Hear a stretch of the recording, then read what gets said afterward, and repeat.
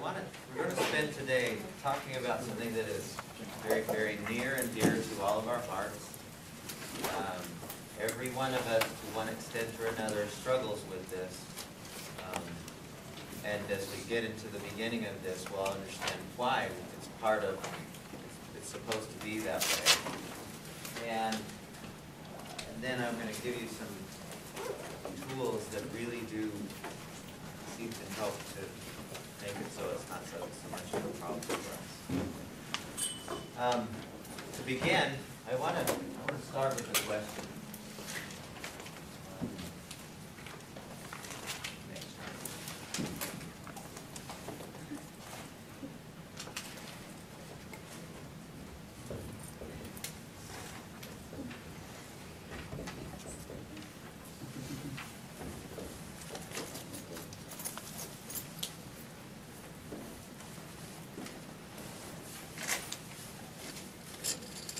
So, what's the answer to that? Somebody, and I don't mean, why are you here on a Wednesday morning or Thursday morning at 10:30? I mean, why are you here existing in this current space-time continuum that we're in? What's your reason for being? Anyone want to take a stab at that? We don't have to get too awfully deep and penetrating, but it still is a worthy question. I mean, why are you doing what you do? I would just say to experience. To experience? Yeah. To experience what? Everything that I can.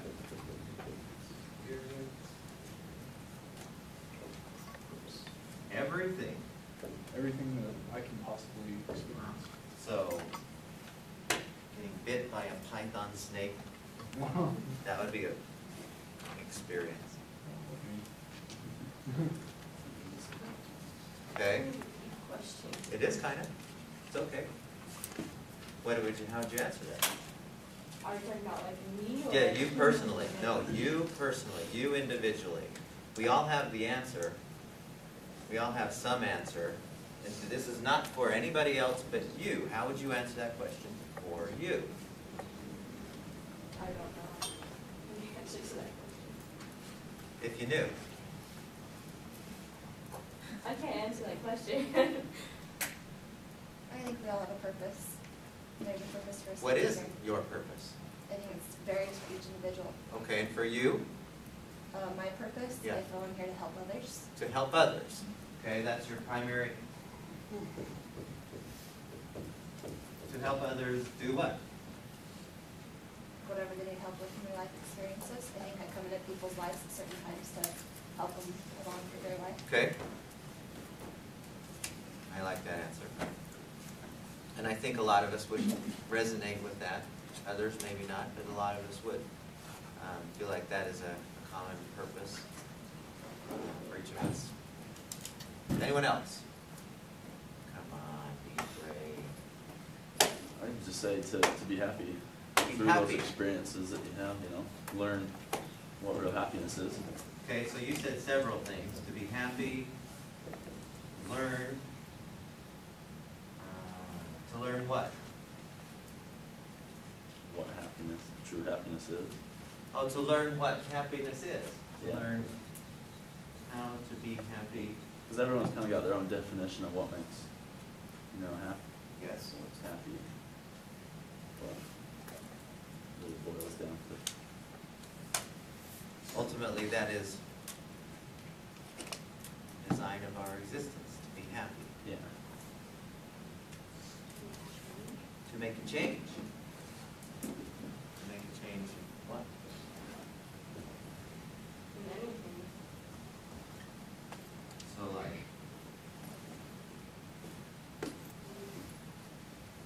Like, say, I want to go into medicine, so to make a change in someone's life, help them, or to make a change in your own life by educating yourself. so maybe you're saying to improve conditions for yourself and other people? Is that what you're saying? Yeah, Is that what I'm hearing? Yeah, well, like, if you talk about, like, humans in general, to change the environment, change everything. Okay.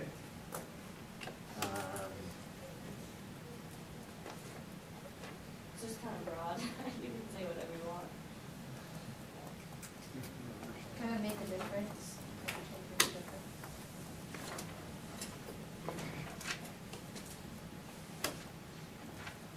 It's so nice. I remember when I was teaching in West Virginia, and you have to understand West Virginia culture to really appreciate this. When I asked this question to them after the class was to get drunk on Thursday and Friday, make it through the weekend with the hangover. That was really what they were. I mean, this is so cool. We have these kinds of, we've at least thought to that extent. You know, I do want to make a difference in people's lives. I do want to help make things better. I do want to make a difference. Does anything else come to mind? Many of you have found this, following on your thought of learning. Have any of you ever found this in your own, whatever areas of expertise that you find yourselves in? And we all have areas of expertise. We all have areas that we particularly like and want to learn more about. Have you ever found this, at least this has been my experience, that the more you learn about that thing, the more there is to learn about it? Have you ever discovered that? Now, people who are in music, for example, you know, when you first start playing Mary Had a Little Lamb, and then later on, who's our pianists in here, our music people? We have a few people who, what do you play? Guitar. Guitar. So when you first started playing, you know, you were working on which key, how do I get that key, right? I push in this, and now, I'm assuming as an expert guitarist, you're like, oh, there's a whole world of things I can do that I had never seen before. And I think that's the case with most things, that as we learn, the more we learn, the more we realize how much there is to learn. And then you ask, well, how many things are there to learn? And we get kind of pigeonholed here at school as, I got to learn geography, and I got to learn, what else do you have to learn? History, whatever history, English, and math, and then they say you're educated. I never have understood that, because all of us know that the more, in my case anyway, the more I learn about health and the human body, the more I realize how uneducated I am. Because there is always so much more to learn about. I just think that's an interesting thing to kind of decide about. Anything else that comes to mind? I want to share with you kind of a model or an idea that was presented to me, really, it was 30 years ago, 29 years ago. And it continues to be, when I first learned it, I thought this is one of the coolest things I've ever come upon. And it goes exactly with what we're dealing with here today. And it's just so good. So I want to share with you, here's what I'd like you to do. On your paper, I want you to make a small circle, and I want you to put the word you inside of it. Now, can somebody give me a definition, or at least your awareness or understanding of a comfort zone? Somebody tell us, what is the word comfort zone? We've all heard these terms. What does the word comfort zone mean to us? When you think of a comfort zone, what comes to mind? Safety. A safe place, so safety. What did you say? When you're safe. You said safe too? Okay. Any other thoughts? Something you desire to do, you don't want to go outside of it. Okay, we have a natural preference for that. Let's call this, let's say that here you are, and in this circle we have what we call our comfort zone. We could also call it our, our safe places, or places where what's not there?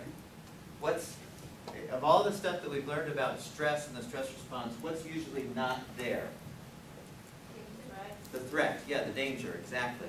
We don't sense any kind of danger or threat. So what are some common comfort zones that we have? And I'm not saying anything wrong with comfort zones. I'm not being critical of them. I just noticing how they are and how they affect us. What are some common comfort zones for us? People who you hang out with. Yeah, you have the same friends, and if you move, you find you have the same kinds of friends still as you had before. Good. What else? Home. What? Your home. Yeah, and even places in your home that are your favorite. I'm going to go there because it's my favorite spot, comfort zone. It's very comfortable, very safe, very easy to be there. Other things? Activities. Like what? You said that. What? Like what? Like maybe like a certain sport you've never tried, like basketball, so it's like out your comfort zone or something like that. Okay, so, and as you get used to it, get comfortable with it, that's the kind of activity you stay with usually, right? Usually. We frequently, how many of you, when you came to work today, or came to school today, came in the exact same, on the exact same road you always come? Did anyone take a different route to get here? Oh, a few of you did. Was it just for fun? Oh, really? Okay. Unusual that we did. Did you do it just? Oh, good. So, for the most of us, we kind of did. How many of you are sitting in approximately the same seat that you sat in the first day of class? Got a few movers. How many of you, is that the same seat you usually sit in most of your classes? In that same general spot? Is that the case for most of you? No, yes? A few? You said no. Where do you usually, why do you sit here now, and where do you sit most times? I don't know. Well, like I sit in the same spot in all my classes, but it's not like in the second row. In the same area?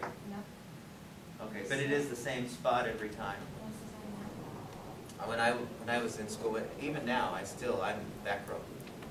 Whenever I go anywhere, I love being this is not my place. I really don't like being in front. I'm much more comfortable back on the back. Why do we do that? Why do we why are we sitting in the same spot as what we sat in the first day? Why do we tend to eat the same foods that we usually eat for breakfast, lunch, dinner? Why do we, and I'm not being critical of it. I'm really not. Serves a lot of good purposes, a lot of useful purposes. Why do we do that? Because we know we like it. Okay, and what do we know? In addition to liking it, we know that we're safe. It's also like a habit forming too. Yeah, the habit part of it certainly plays into it. Now, so we're all comfortable with this idea of comfort zones, right? Now, how this was presented to me was this.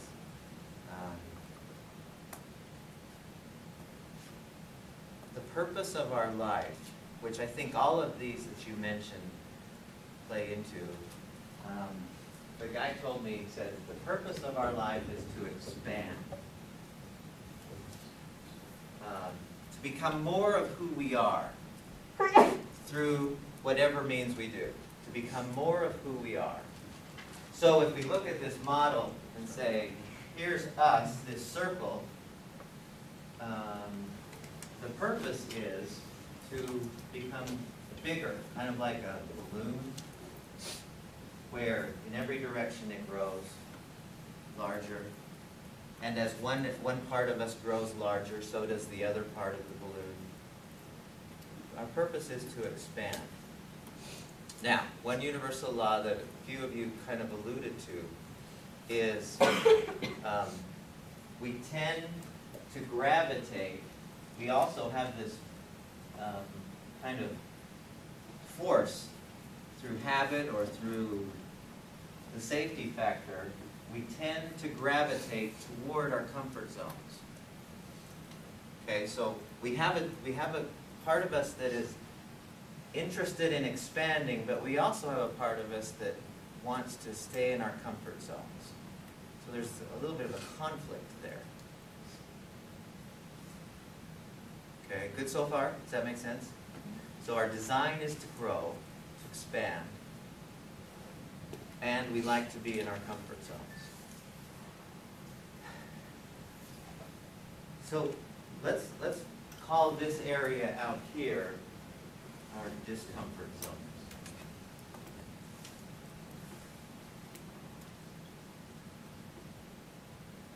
So this is our discomfort zones out here.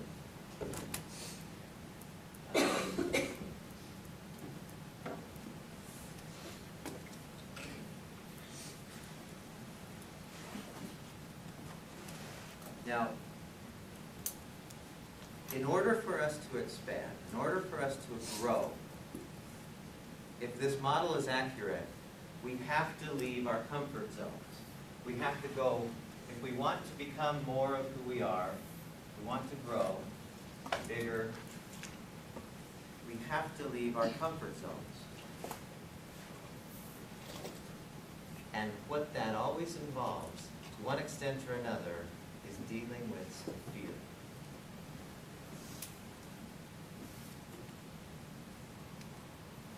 Leaving our comfort zones always, or at least most of the time, involves some fear. Now, let's define fear. We've all felt it. Some of us probably felt it today.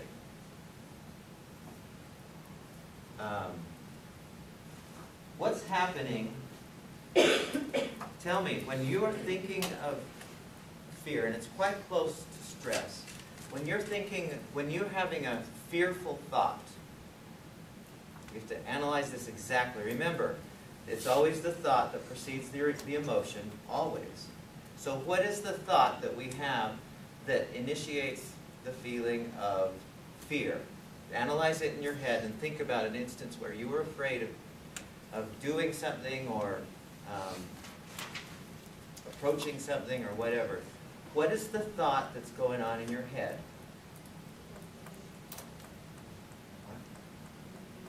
You're in danger now. You're going to be in danger. That's the thought. It's always a focus on the future, right? Fear is always a focus on the future. And fear is always a thought that some future event is also going to include some kind of pain. So that's our definition, is the thought that some future event that we are possibly going to be involved with is going to include some kind of pain. Now, based on what we know from the stress response, does it matter if it's physical, emotional, social, spiritual pain? Doesn't make a bit of difference. Our body still is going to respond the same way.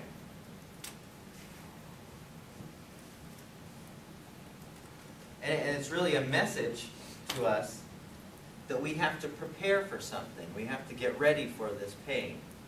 And one of the best ways that we know to prepare for it is just to avoid it.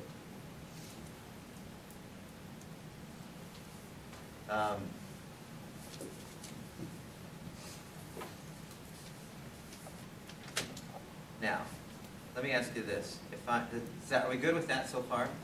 Fear is a thought that there's going to be a future event that's going to hurt. That is the thought that we have. Fear is the emotion that we want to avoid that. Whenever you have a fear of something, there's a preference for avoiding it. Because we'll do more. Psychologists have studied this, and they have found that we'll do more to avoid pain than anything else. Our greatest motivator in the world, except for needing air, which I guess would be there's associated pain there. Our greatest motivator is our desire to avoid pain.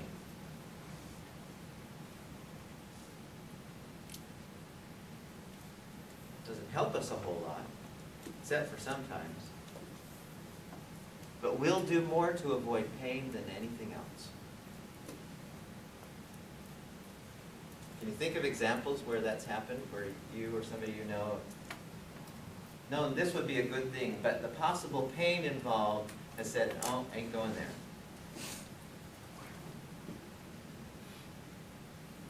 Anything come to mind?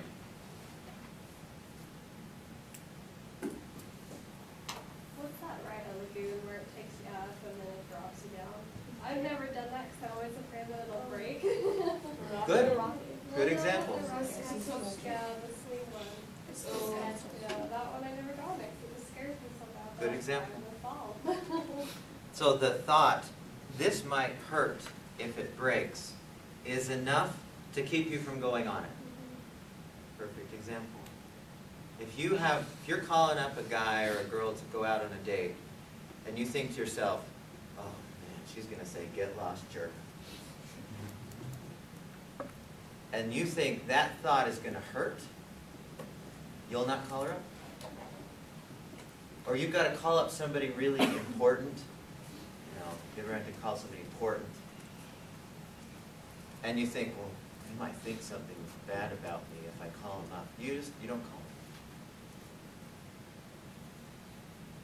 It's the fear that we have that stops us from doing those things. And it sounds very simple when you analyze it that way, but that's really what's happening every single time. Is we're just saying, this is going to hurt. I ain't doing it. Okay. Does that make sense to everyone? Pretty simple, right? Okay. Now, let's say that I get two big buckets. I have two big Hummer-sized buckets. There's one here, it's got a handle, here's one here. And I'm going to go all around the world, and I'm going to try and find all the fear that I can.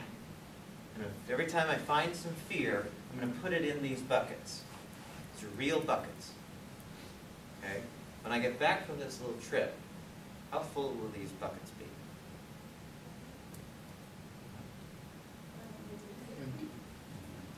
Okay, you say I won't be able to pick them up. How come? Because they'll be so full. And you said they're empty. Well, that's quite a difference. Which is it? You think empty? Why do you say so? Well, it is in some cases. It's something that you perceive that you can't physically put in some of the bucket. There's nothing out there that is fearful, that has fear in it. It's like stress. There's nothing in the world that is universally, well, let me do this. There's several principles that we have to understand if we're going to get an upper hand on fear, which we all want. Every one of us wants to be able to say, well, I'm scared to death to raise my hand in class, but I'd like to. Or I'm scared to death to go for this job, or go for this career, or go for that Prince Charming.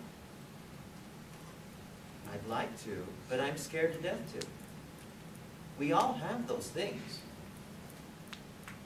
So, understanding what's happening and the reality of fear is crucial for us to take the next step and start getting what we want. This is all about getting what we want. And I mean that in the unselfish way of doing this stuff and growing. So, several principles that we have to understand. We have to not just intellectually buy into it, but we have to emotionally say, you know, this is the case. This is really the case. So the first one, first principle that we have to buy into is there is nothing out there that is inherently fearful. There's nothing out there, there's nothing in the world that is inherently fearful. Does that sound familiar? Have we played with that idea before with something else? What did we say? Yeah, it was stress. There's nothing out there that's inherently stressful. Similarly, there's nothing out there that's inherently fearful. Now, how can we test that? How can I say that? How can I be so bold to say, well, absolutely, there's some things that must be everyone's afraid of. Scott? Because we perceive the fear, we see it and we perceive it as scary, and we kind of experience that, and it causes us to be afraid of it. Right, right. So, can you think of anything that universally causes fear to everybody who experiences it? You know, think of something you're afraid of. And we all have fears. I'm not being critical of your fears. We all have them. I have plenty. But ask yourself, does everyone who has this, who experiences this, what causes me to feel fear, would they feel fear as well? And Scott says, no, because it's a perception thing. It's always how you perceive it. I have tried, the only one that I can possibly think of that might, and tell me what you think of this, the only event that I can possibly think of is drowning, where it might be universally fearful. Or No. even like dying in general. Well, I know a lot of people aren't afraid of dying. My grandpa, he couldn't wait. Really. I mean, he had the belief that there's more to life than this one, and he had the belief also that his wife of 70 years was waiting for him. Now, I don't know if that's true or not. I kind of have the same essential belief. I have no evidence to support it, but that belief led him to think, because he was so lonely without her, that he thought every day, he told me, he said, every day, I wish I would move on. He had no fear whatsoever of dying. But I often wondered about drowning. That's dying by underwater. I don't know, what do you think? I wonder if your life is threatened at all. Because if somebody holds a gun to your head, isn't everybody afraid? I don't know, there might be somebody who says, bring it on, baby, this is a sucky life, the next one might be better. You know, the people who are kamikaze pilots are the people who, I mean, what's in the mind of the jihadist who flies into the building? Wouldn't they have to be trained? Certainly, I mean, everyone's trained to think exactly how they are. It's all training. And their training says, 72 virgins when I'm done with this trip. That's the belief. Just like my grandpa has a belief that I don't know how to prove that that's the case, just like we can't prove that there's 72 virgins awaiting these guys. Does that make sense? Our beliefs run us, unquestionably, and whatever we're trained. I mean, it's a great point. But nobody's stuck to any particular belief. And if they should decide, well, you know, this life has been one of the worst lives I could possibly live. Every day is just immense pain, and not having the pain is better. Suicide. Or having somebody do it to you. I mean, it's possible. Not very likely, certainly. But it is possible. I just have to disprove you're drowning. Really? Okay. Yeah, because I'm not, excuse me, I'm not afraid of drowning at all. And I almost drowned when I was little. And like, I grew up in Vegas for most of my elementary school. We had a pool in our backyard. And like I say, I did some stupid stuff and almost drowned a couple of times, and still it doesn't scare me at all. So it doesn't affect you. Okay. I'm open to that. I was trying to think of anything that universally might be fearful. Probably getting burned alive or something. I mean, I wouldn't want to be near a fire. Maybe Even people who love dying, whatever, but that would hurt. that would hurt. You stay alive for a long time. Burned alive. Okay, maybe I'll. Apart from those two things, there's nothing else that's inherently fearful. So we can kind of, we're good with everything else. The second principle that we have to have, or the belief that we have to have, since there's nothing out there that's causing you to feel fear. Okay, that's the first thing. The second thing is, all fears are learned.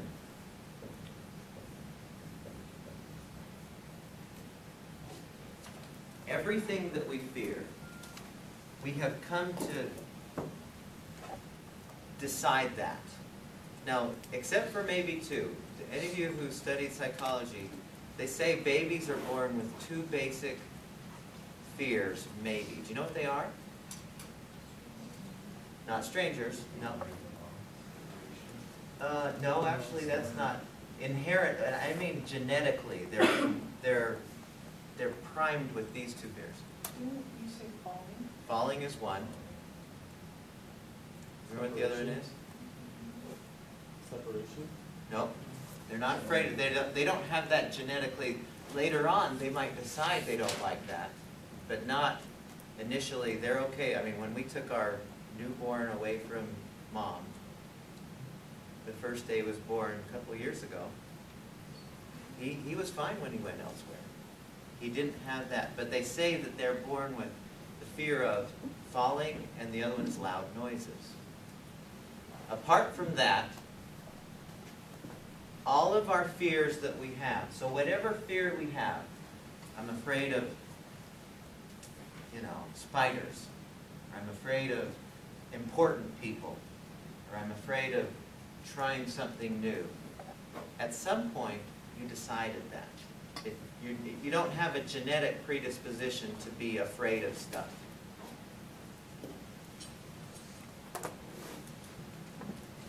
How did you learn those things? If you learn to be afraid of, and then fill in the blank, whatever it is you are, how did you come to learn that? A negative experience of who? Of your own? So we learned it from my previous pains. Yep. I have fears that I got from my mom. Okay, and from others, right? So when you say you got them from your mom, what do you mean? Like, when I was younger, my mom was always scared of, like, fish and... Fish? Yeah. Yeah, there's... Don't make fun of me. It's your mom, I was And so she was always like, she would freak out in front of me, and so it scared me. It made me scared of her. because you saw that she sensed some pain in that. And so you kind of said, oh, they must not be, okay. Doesn't make any sense, but it's still there, right? It's still an appropriate, well, it's a valid fear. I was just gonna say, I think a lot of fear comes just from being caught off guard, because you're really not just going about your day and something happens and you just, somebody like bumps into you or you see that spider on the wall that you didn't think was there. So I think it's more of being caught off guard. Okay, so, but if you were to, like, if you're walking along and you see an ant, right? Right. You see an ant, you go, oh my gosh. Do you do that? No, but if it was on you, maybe you would. Okay, maybe there's the feeling of something crawling on you, and then as soon as you go, oh, it's a ladybug. You go, oh, geez, ladybug. You don't, do you? You go, oh, crawl on this finger. What is it? I mean, you're on the right track, and I want us to analyze this because we have to make sense of why we're afraid of stuff. What is it that when you're caught off guard and you see that, you said, like, somebody bumps into you, what is the past experience that's associated, that we might associate that to be an unpleasant thing? Something in the past like that caused you pain. Yeah. Exactly. And so now we're bumped in, oh, geez, like, my daughter, for whatever reason, she's getting ready to open a door and suddenly I open a door, it just freaks her out. No, caught her off guard. There must have been something that she had that must have been painful in that experience previously that she now associates, okay, when this happens, I'm afraid of what might take place. There's that hint of a thought of that. And then when she sees, oh, it's only Dad, okay, fine. Now, if all of our fears are learned, logically, what does that mean? Yes, that all of our fears, we're not, if they're all learned, they're also, and I don't know if this is the right word, they're also unlearnable. I don't think that's the right word that should be there, but it doesn't mean you can't learn them. It means you can unlearn them. You can overcome it. Overcome them, that's a better one. Can. And so if that's everything, I mean, if everything we're afraid of is learned, that means, you know, as much as we want to still be afraid of spiders or job interviews or speaking in front of a group of people, we can also not have that. It's not genetically part of us like blue eyes. You can't do anything about the fact you have blue eyes. You're stuck with them. Genetics. You're not stuck to your fears. If you learned them, you can unlearn. I was going to say, I took psychology, the first entry-level class last semester, and we watched a video on this woman that was so afraid of spiders that she wouldn't leave her house. She just put, you know, like blankets in the door cracks and was so To freaked out avoid by the it. spiders? Yeah, and I don't know if it was a PBS special or something, but they came in and they kind of slowly introduced her, like a fake spider, and then a virtual reality thing that she would have on her eyes, so that she could get used to it, and she got over her problem. They called, you know what they called, do you remember what they called that? No.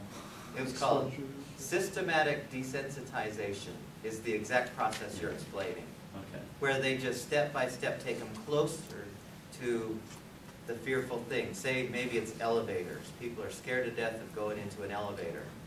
Anyone like that in here? Closed places? It's like, oh, I don't want to go in. Mr. Monk, if you ever watch Monk on TV, he's the classic example of all this, of the guy with the lady with the spiders. You know, everything is perfect because of his unreasonable fears. Systematic desensitization says you gradually approach that fear. You don't just throw them into the elevator or throw them out to the spiders. They probably had a little plastic spider at some point that she could look at from a distance and go, oh, okay, I'm safe now. And then walk away, and then the next time there might be a spider that would move. I mean, a plastic spider that would move. I'm guessing. I didn't see that. But, and then ultimately, you know, I don't know, have a tarantula walking on her arm or something. But you couldn't immediately go. So that's that proves to us this very thing. That's a great point. It proves to us that everything that we fear, we can overcome. I remember the first time I ever stepped in front of a group of people. I was in a classroom. I was down at BYU, and there were 100 people in this classroom, and I was like barely older than half of them, and nowhere near as smart as most of them, and sitting there like this the whole time. The scariest thing of all time. I mean, I must have lost 5 pounds just from the sweat coming off. It scared me to death. And, you know, but I thought this would be fun maybe with some practice, and pretty soon it's not so scary. So, excellent point. Where did you learn that fear? Yeah, I don't know. I honestly don't know, and I think that's the point of a lot of our fears is we don't have any idea. It might have been, you know, I can remember having to, this is a little bit personal, but I remember I don't have too many childhood memories for some reason. They've left me. But I remember having to give a talk in front of a group of people at church when I was like really small, and I remember screaming and crying and all that because it scared me so much. I don't know why. I honestly don't know why that scared me, because it's not a big deal, but it was then. Maybe that was it. I don't know. It's a great question. Maybe the thought of what they were going to think. Yeah, I mean, that was ultimately it, but why I have that thought, I don't know. We'll play with that idea in a minute, because I think that's the one thing that stops us most of the time is, what are they going to think? It's going to be bad. Well, the third principle, and I think this is really cool, and we don't want to really approach this. We don't want to accept this a whole lot, but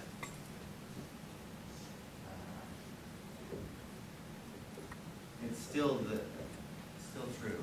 There is no fear, or no pain. Let's cross out fear. There's no pain in our discomfort zones. There is no pain in our discomfort zone. So out here, in this area here, these areas that we say, oh, that's going to be uncomfortable for me. There's no inherent fear in those. There's no inherent pain in those places. Your mom's fish fear. So she was afraid of, would she love going fishing and picking up a fish? Would that be a fun thing for her? No. Oh, you really know? You looked at me like, hey, no way. Now, those of us who fish, have you ever been, like, hurt by that? You might accidentally get bit when you're pulling out the hook, right? But other than that, You can get hooked. I've Okay. had other fishermen hook me with their line. okay, that's an occasional something, but the likelihood, most of the time, people who fish, it's like, and then on the 18th try, oh, there's, cool, I finally here getting what I want. You reel it in, take it off, put it in, where's the pain? What's the most frightening thing to most people? In our country, what's the #1 social fear? Public speaking. Now explain to me where in public speaking people get hurt. Faint. Really, I mean, and this goes to your comment perfectly. I mean, think about when you're public speaking. Have you ever been next? Right? You're next. There's people up there, and you're next. What's going on in your life at that moment, when you're next? What are you thinking when you're getting ready to go up there, besides the stuff you're going to say? I always think about what I'm going to do wrong. And I'm sitting there like, what am I going to mess up on? And what do you mean mess up on? Like, Say a word wrong? Or, so, forget something. and what would happen, now, that's not the problem. If you mess up on something, that's not the problem thought. What is the next problem thought? Go back to what you said before. So what people are going to think. What are they going to think if I mess up? That's the thought. It's not me messing up. Because if you were going to do it in front of your mirror at your house, you know, if you wanted to say your speech in front of yourself in the mirror, and you said, you know, you're saying along and you say 2 words the wrong way, or whatever, dyslexic, whatever. Would that cause you to feel any problem? No. Oh, I messed that up. No big deal. But when you're thinking about all those people and what they're thinking of you, and those judgments that you're making up about what they're thinking of you, and if any of those include, what an idiot, or anything the equivalent of that, then that is the thought that makes you go, right? Now, let's follow this through. So you're sitting there, and you're next, and they call your name. They say, okay, Allison Bailey. And everyone's clapping. And then are you safe? Any pain right to this point? No. So you walk from here to here, hoping you don't faint. And you put your paper down and you look out on the audience. Okay, have you had any pain to that point? Honestly, I mean, we have to be really rational here. Safe? Okay, so you say some words. Stuff's coming out of your mouth. And you see people doing things.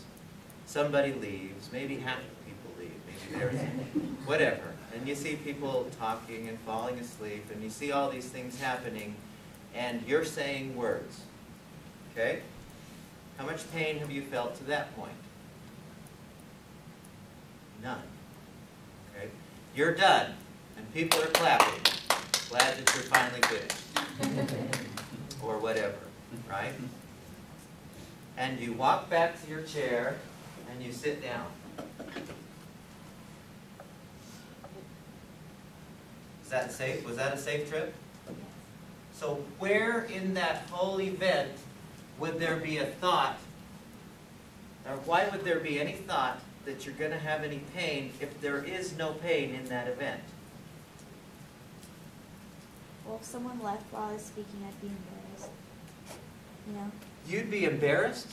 Yeah. What if she was having her baby? Well, I'm saying, like, the thought of you not knowing why she left, that would be, you know. Okay, so you're making it up, Yeah. right? Mhm. Oh man, she must think little of me, so little that she's going to leave when I'm so important things I'm saying. You know how crazy I would be if I felt, weird of people walking out. I mean, you walked out here 3 times already today. How many times have you stepped out? I'm not being critical. I'm just observing. Just 2 times. Okay. If I would have thought to myself, Don't make it sound more than what? I said, don't make it sound more than 2. Well, even if it was 10 times, let's say that you, what's your name again?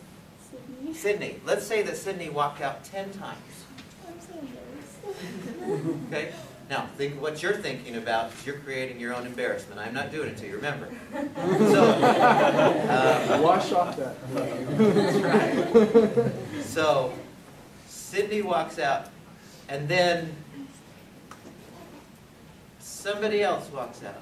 How crazy would I be if my well-being depended upon, or if I was always worried about, oh man, I must be doing a crappy job if they're walking out. Because they do it all the time. It didn't have anything to do with you. I know, and it never does for any of us, but we still make it up that it does. We still say, oh man, they're falling asleep. They must think I'm the most boring person. Maybe they only had 2 hours of sleep last night. I'm walking out. Call me about your assignment. Okay. It's huge. Is it huge? It's big, yeah. All right. I'll email you. It's on the. It's actually. It'll show up on the thing. It's in there. It's a Hummer. Okay. Read it through. Let me know if you have any questions. Okay. Thanks. Now, if I would have thought to myself, he really, every week he walks out at this time, he can only handle so much of it. Do you see what we do to ourselves when we think, what are they thinking? We go crazy inside. When it doesn't, Jake's leaving had nothing to do with me. Your leaving had nothing to do with me. But we still turn on.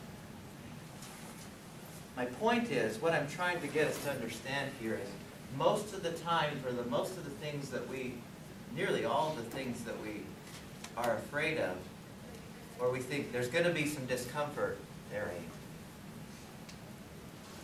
accept what we make up, and we have to understand we're doing it to ourselves.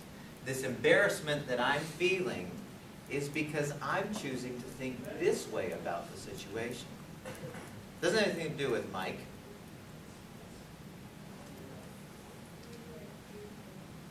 Okay, does that make sense? Okay, I spent way longer on that than I was planning to. Any questions or any other thoughts about that?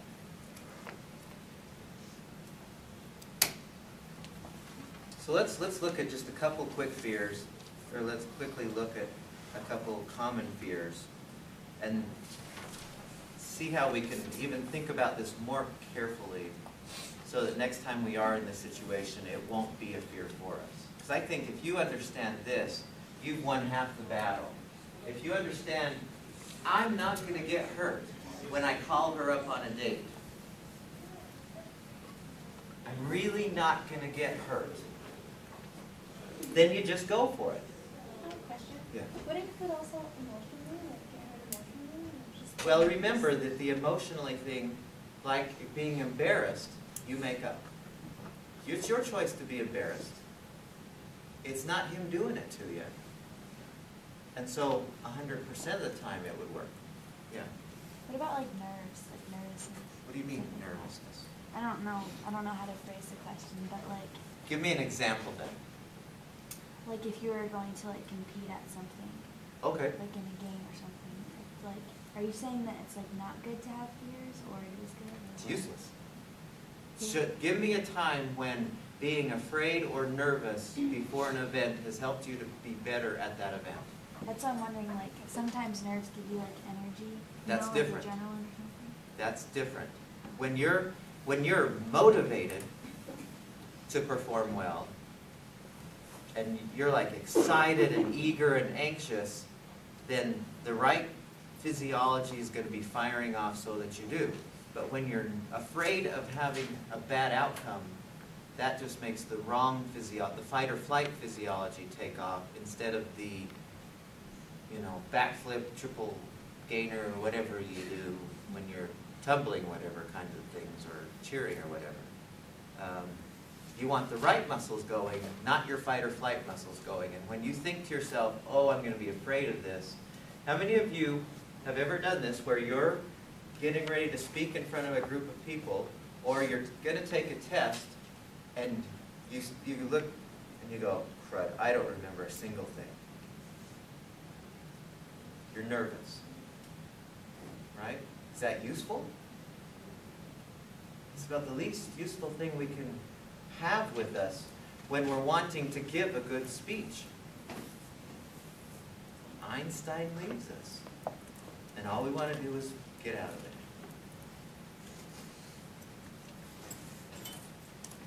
So it's not very useful at all. I can't think of any times when it is. As a matter of fact, the people who perform at their peak performers, at least in sports, at least what I'm most familiar with, they'll say at the times when they did their best, they felt like they were the most relaxed. They were the most at ease. They were the most comfortable. And yet they still performed at their peak. Doesn't media also perceive a lot of fears into us as social society? Oh, sure. That's how we kind of base our fears off of. Oh, yeah. I mean, how many bad things are going to happen in the next year because of what's happening now with our current presidency, or what's going on with Ahmadinejad, or however you say his name, that's building the nukes in Iran. Ahmadinejad, I can never say his name. I mean, all the time they're saying, well, he's got nukes every day. He's got nukes. What are they trying to get you to do? Worry about what's going to happen with those nukes. Now, there's a difference between planning for those things and just freaking out all the time over them. Sorry, I mean, you get it constantly. It's a barrage. I have a question. Yes. How do we keep from worrying while planning? Does that make sense? Like how do Yeah. we? Yeah, and when we get into time management in a week or two, it's either next week or the next, really focus in on that, but you just put your attention on what you want to have happen, not what you can't control. And but we'll play with that. It's a great question, and we need more time to answer that. So here's some common fears that we have that I think are fun to play with. And because, I mean, really, if you think about it, here's where you are, and here's your goal right here. Let's say my goal is whatever, to graduate from college, or meet Prince Charming, or Princess Charming, or whatever, get this job, or buy a new car, whatever. And fear, the way I picture this, see if this is the same pictures you have, is fear is this big wall that's between you and the goal. And that's what you're focusing on. And since that's what you're focusing on is the wall, you never get the goal, whatever that fear is. Now there's a common fear that we have is this fear of failure. So we have this goal, but we think for some reason, well, I'm likely to fail here, so we don't go for it. When you say fail, what are you meaning? When you think of the word fail, what thought is going on in your head?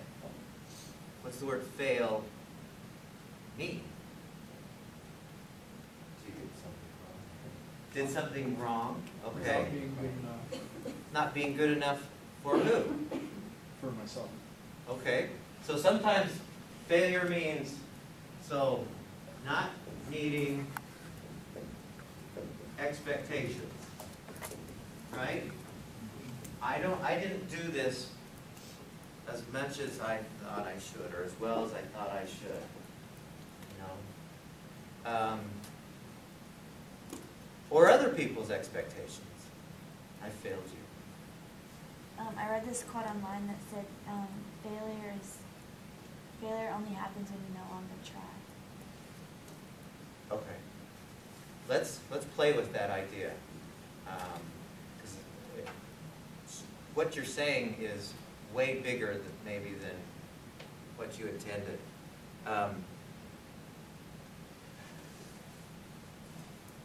Whenever we have a belief about success or failure, what we're essentially saying to ourselves is blank must happen in order to be successful. So if blank doesn't happen, I fail. And what we call that is a rule. This is one of our rules. It's kind of a belief. It's a rule that we say, in order for me to feel like I've succeeded, blank must happen.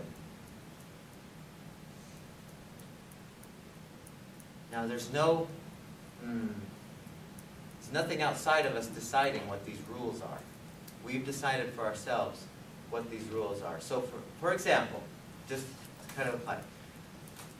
How many in here, in order for you to feel, and I'm not being judgmental in any way, how many of you, in order for you to feel like you've succeeded in this class, have to get an A? And it's okay if that's your, okay? How many in here, in order for you to feel like you've succeeded in class, you just have to learn something that will help you with your stress? Doesn't matter what your grade is. Is there anyone like that? Okay.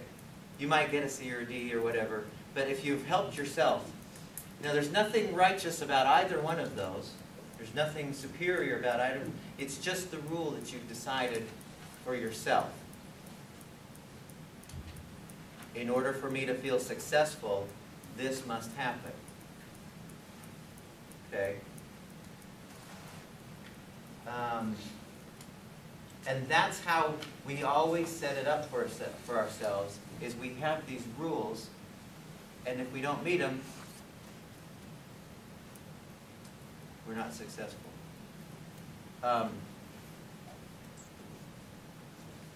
I remember a few years ago, I was involved in I ran the St. George Marathon. I have to look at this because I always have to remember. Any of you run marathons? You probably run a bunch. It's like walking park for you. But for me, that was huge. That was a big deal for me because I'd never run any long distances like that. When I ran that marathon, I took 264th place for my division.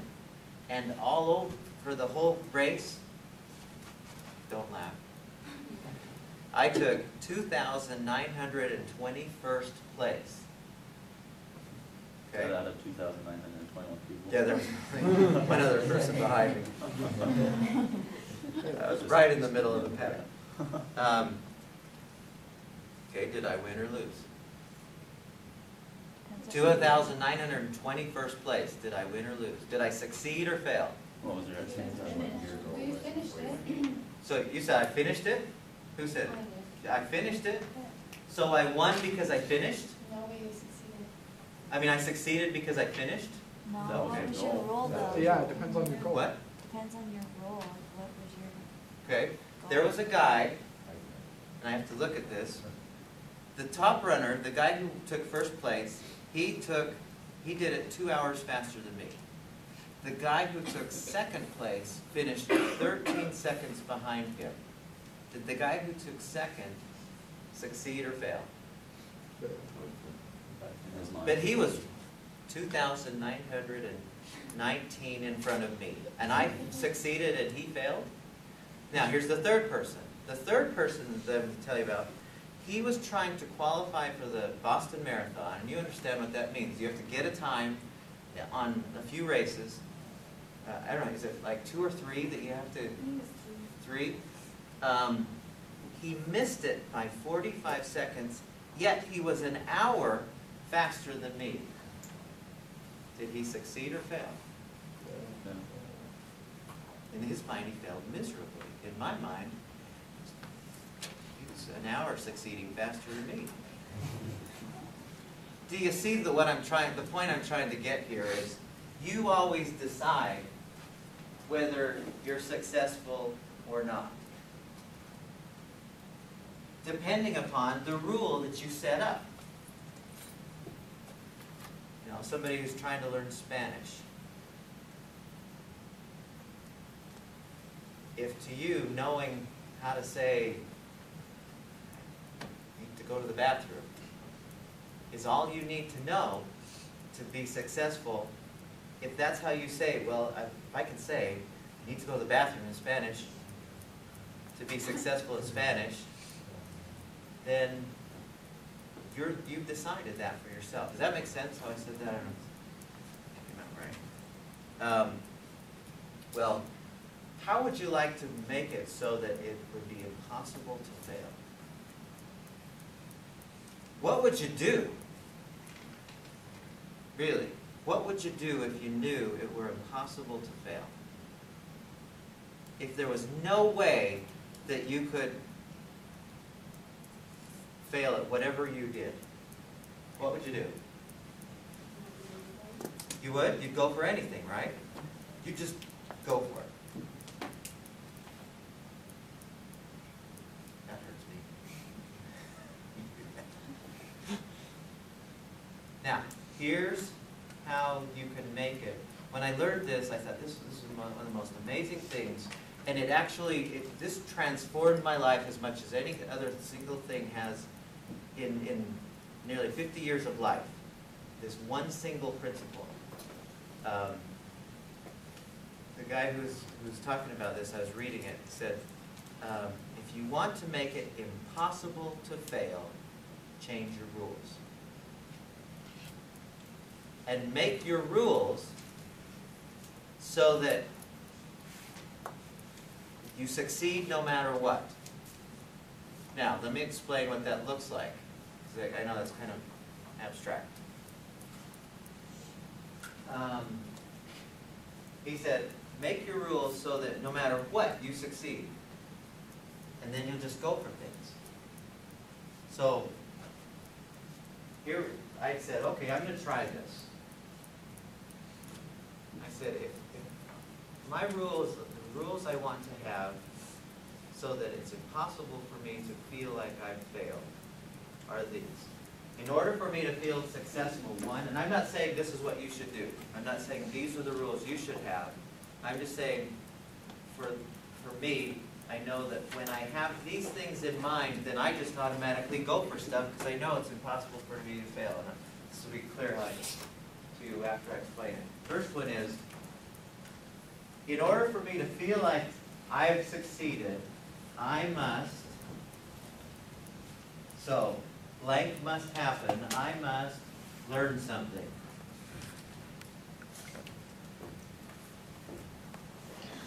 Okay? I play racquetball. I love racquetball. It's one of my favorite sports. When I first moved here, there was a guy, actually when I first arrived, when I first interviewed here even, on the day I came, there was this group of people who I had to interview with, and this one guy, some of you may know him, is Lynn Corbridge. He said to me, first sentence, first question, not, what's your schooling or what's your, all this, what was your dissertation about, blah, blah. His first question, which I immediately loved him, was, are you a racquetball playing boy? And I said, I played a little. I had no idea how good he was.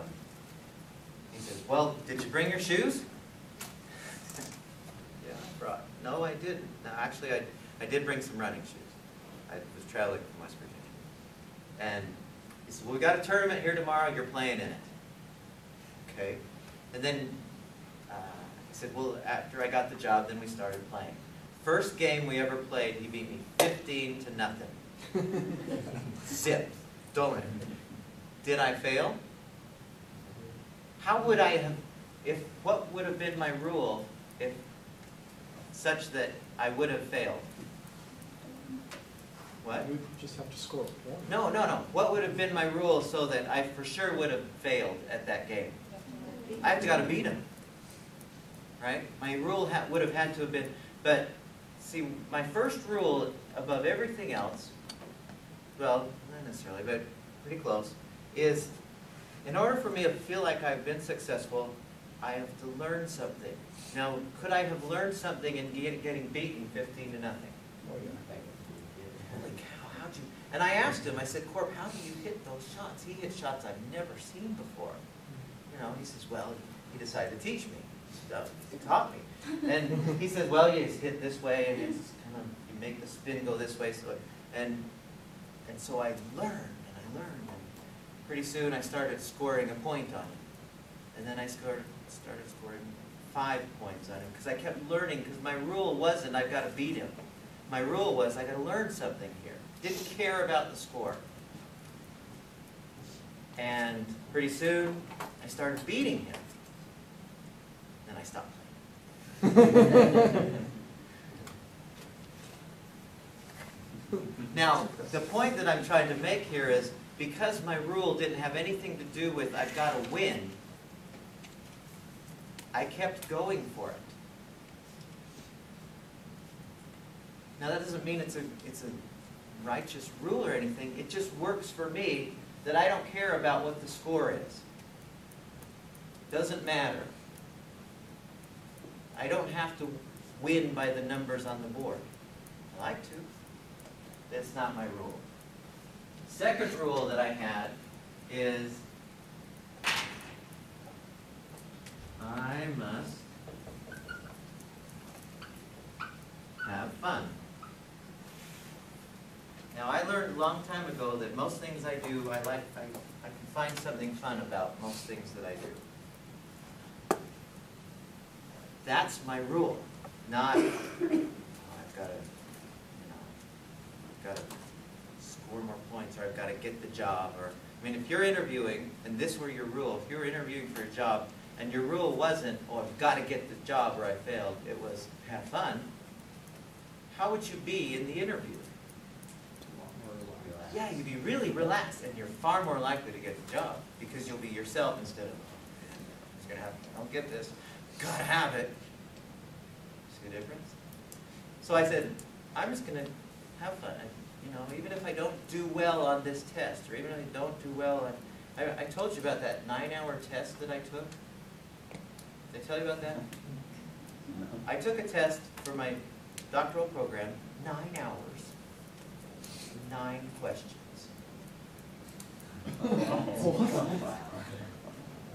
For an hour, I was on one question I had to write, and I didn't have any resources, it was just everything coming out of, spilling out of my brain. And it all stayed there, none of it came back. But I thought to myself as I was preparing for this test, which was not life or death, but my career depended upon this test. And I said, I'm just going to have a blast with this. I'm not going to take it so seriously. Like I saw other people who were losing marriages and who were getting addicted to all kinds of things that I didn't want. I'm just going to have a fun time with this. I'm going to learn a little, but I'm not going to worry about my outcome. And I did fine. Didn't do as well as some of the smart people there, but I did fine. The third thing that I decided for myself, and I know we're running long, but the third thing I decided for myself is I must experience love. This is my own. I'm not saying this is what you should do. But I figured out a long time ago that the way I experience love is by giving it.